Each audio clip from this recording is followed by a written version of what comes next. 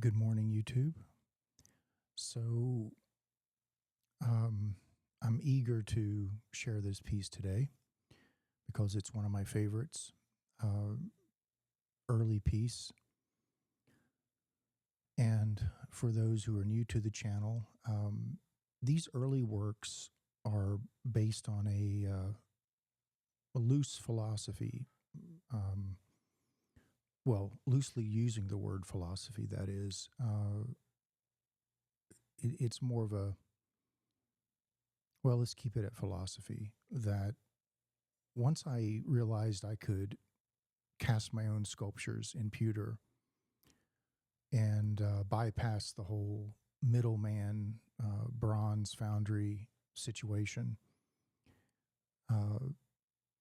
So I'm going to pause that and say that the first piece that I cast was something more in the middle towards the recent pieces.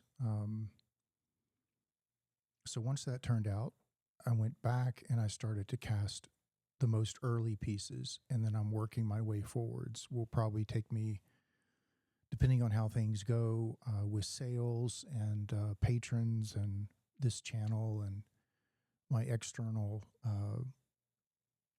livelihood and pursuits, I'll probably be working my way up to recent pieces slowly. So I figure it would probably take me like 2 to 3 years, ultimately, maybe 4, if I consider the larger ones. So here's one of those early pieces. Now, this is called Samantha, the interdimensional mushroom gatherer, or a interdimensional mushroom gatherer. So here she is.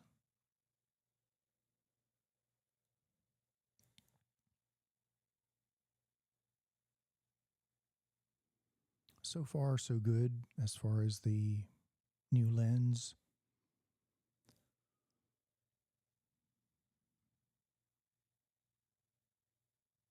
She is 18 inches tall, 12 inches deep, so front to back, and then about 12 inches, well, let's see, no, 10 inches wide.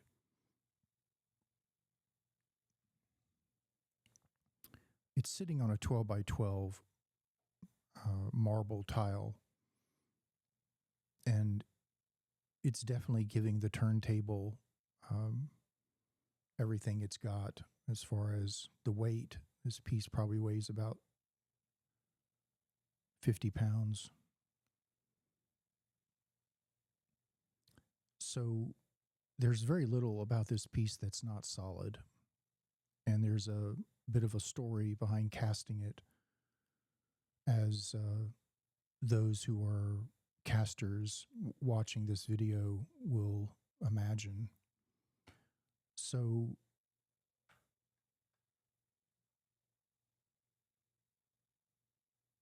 let me go into a little bit of the story. It's pretty brief. Her name's Samantha, and I would say that she most likely belongs to a priestesshood, or loosely a kind of temple of practitioners. And she's interdimensional, so she can blink on and off wherever her will decides. That is, if she has the coordinates and backstory on her destinations. Her headdress, I deliberately kept it to a kind of primordial simplicity. And the object that's sitting on top of the headdress is a pickle.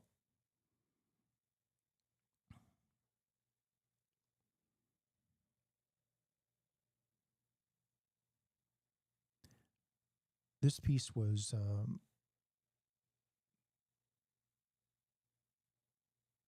a bit of a challenge, even in its original construction, due to the weight factor. So I had to prepare for it. So I knew with the legs, I already knew that it was going to be a somewhat of a precarious stilt situation. So I built the legs onto a very heavy platform and did a lot of substructure armor armoring of the legs to make sure that it's able to withstand the second and third story construction. So this piece got quite heavy, top heavy, that is. Now, keep in mind that the head is solid and her seashell fan in the back, all that is solid. The whole piece, again, there's nothing hollow about this piece. There's a slight concave in the base itself, but very little.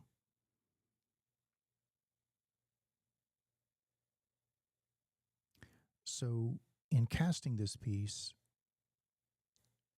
I inserted stainless steel dowels in the void of the mold. And that would be for the internal legs.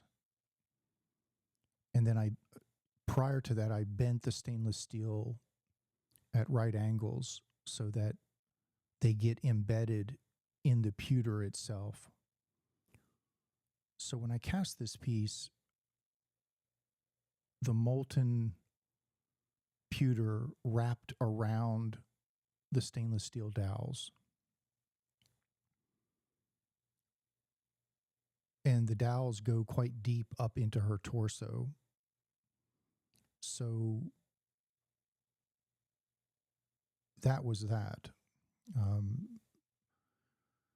I like stainless steel more than, say, doing something with copper or metal.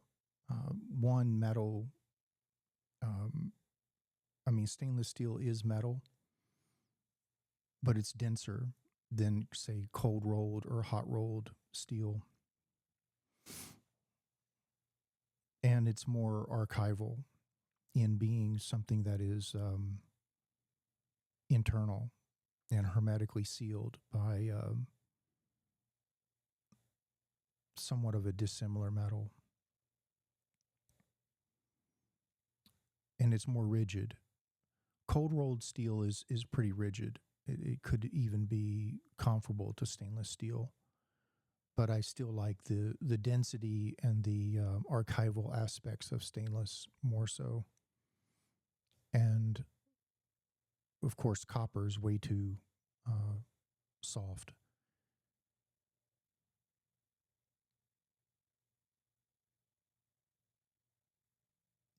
So there are these toads at the base.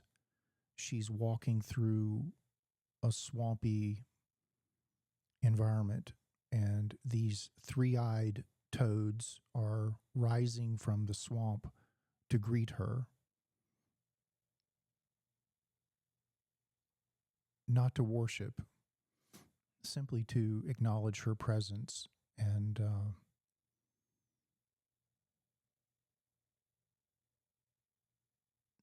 in a way enjoy her visit.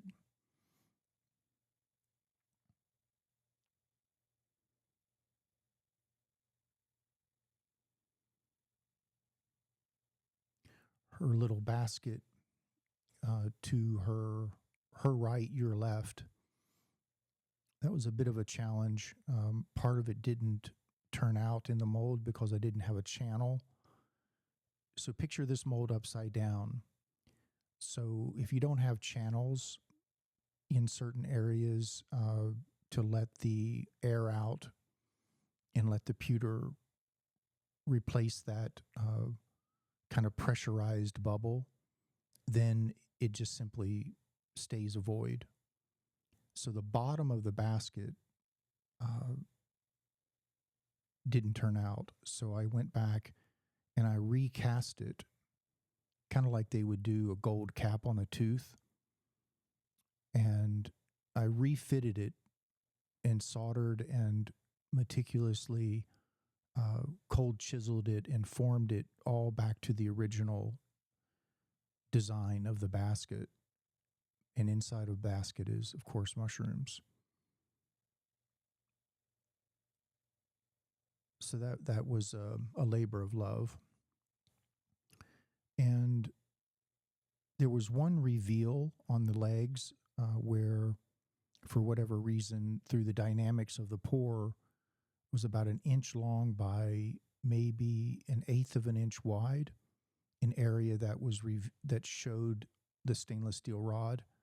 So that too, I went back in with solder and sculpted it closed. So every once in a while, there's a little plastic surgery to do.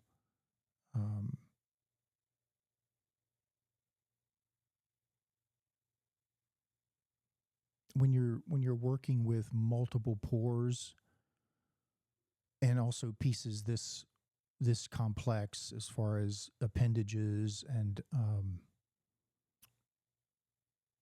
various dynamics inside the mold doing different jobs, you're going to have a few little hiccups. So I'm prepared. I've been doing this for quite some time, and I anticipate these events, and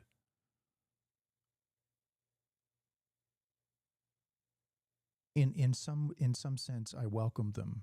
It's a just part of the valuation for bringing the piece into existence.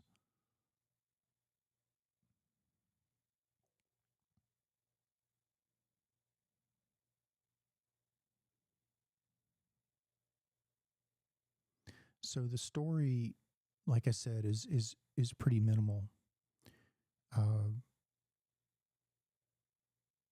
and that's what happens quite a bit. There's a few pieces like the Swamp Queen, which has a very deep, kind of rich narrative.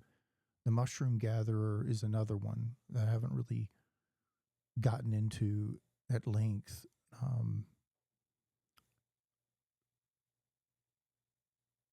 But I would say 98%, if not 99% of the pieces I do, the title itself is pretty much the book, and you get to fill in the pages. And I feel like the sculpture itself implies many things than just an individual story told by the artist. And often, particularly with conceptual art, the story is more the art than the art. And that's not really something that a genre of approach that I work in, or works in me, I should say. Every once in a while, you'll see an artifact that is similar to something you've seen in another sculpture, and that's not a coincidence. That's an actual artifact that's migrated from one sculpture being disassembled after making the mold. And sometimes I'll save artifacts and parts from one sculpture, and then I'll include them in the next, or possibly 3 or 4 sculptures down the road. So I have a whole inventory in a little plastic box of artifacts that may or may not make it into a new sculpture. It just depends on the vibe and whether it belongs there. I keep, if it doesn't get destroyed in the demolding process, I'll keep specific things like fairy houses and ceremonial objects.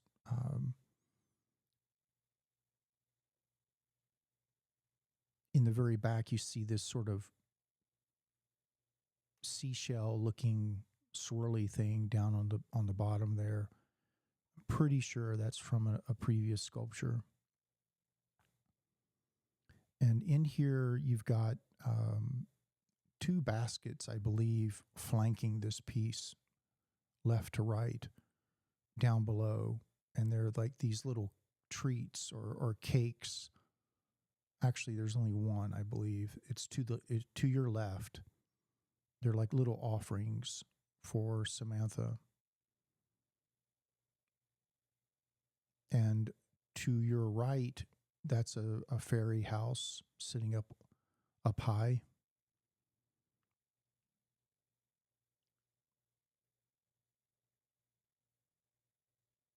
And let's see, put my spectacles on here. Yes. So the base itself, you can't see the very top where her legs touch down, but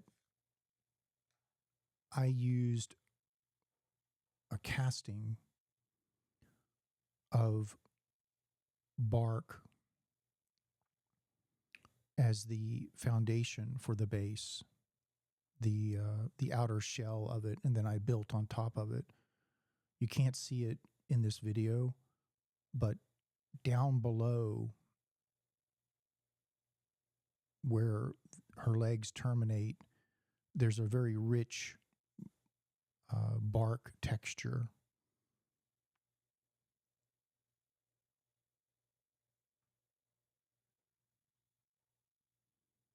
And of course, she has a few individual mushrooms on her left, special ones that she's chosen to leave outside the basket.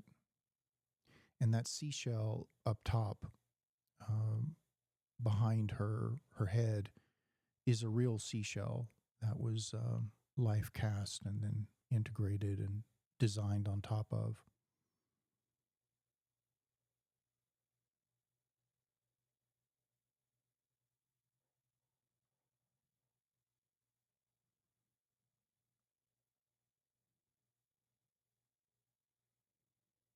So there you have it, Samantha, a interdimensional mushroom gatherer. Thank you for supporting the channel. Like and subscribe, share the channel. Feel free to leave a comment. And this is Samantha.